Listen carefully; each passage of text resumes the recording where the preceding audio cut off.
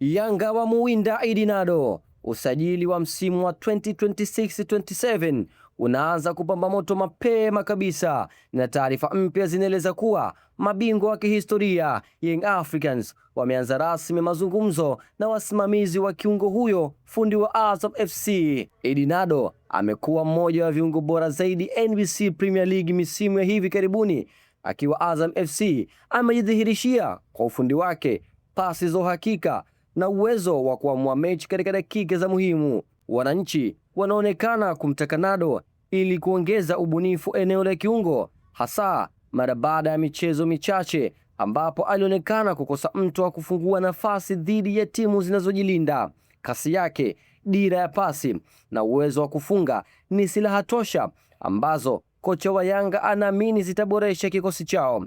Kwa mujibu wa ujumbe huo, Yanga tayari amewasiliana na kambi ya Nado kuangalia uwezekano wa mchezaji huyo kutumikia klabu hiyo msimu ujao. Hii si salamu za mbali, ni hatua ya kimkakati. Mkataba wa Edinado na Azam FC unatarajiwa kumalizika mwezi ujao tu, jambo linalompa Yanga nafasi ya kumnasa kama mchezaji huru au kuanza mazungumzo rasmi na Azam kabla ya tamati ya mkataba. Yanga imekuwa na tabia kuanza mipango usajili mapema. Kumsaka Nado sasa ni ishara kuwa klabu inataka kujenga kikosi imara zaidi kwa ajili ya mashindano ya ndani na ligi ya mabingwa Afrika msimu ujao.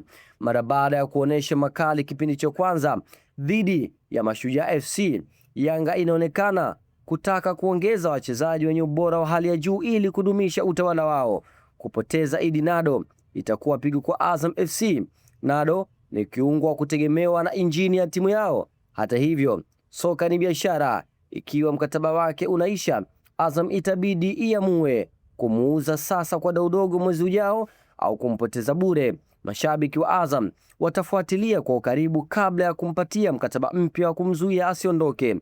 Mchakato upo hatua za awali. Mazungumzo kati ya Yanga na kambi ya Nado yataamua kama dili itakamilika. Mambo ya kuangalia ni mshahara, urefu wa mkataba na kama Azam itaruhusu mazungumzo sasa. Kwa vile mkataba wake unaisha mwezi ujao, dirisha la Januari au majira ya joto litakuwa muhimu sana. Umezua mjadala mitandaoni. Baadhi ya mashabiki wa Yanga wanaona Nado ni kipunde. Baadhi ya mashabiki wa Yanga wanaona Nado ni kipande kinachokosekana kwenye kiungo chao. Wengine wanahoji kama atapata nafasi ya kudumu kutokana na ushindani mkubwa. Kwa upande wa Azam, mashabiki wamegawanyika. Wapo wanaotaka klabu ipiganie abaki na wapo wanaosema kila mchezaji ana bei yake. Usajili huu ukikamilika utakuwa mmoja wa usajili mkubwa msimu wa 2026-27. Yanga wanaonesha nia wazi, wanataka kubaki kileleni. Swali ni je, Edinado atavaa jezi ya kijani na njano msimu ujao?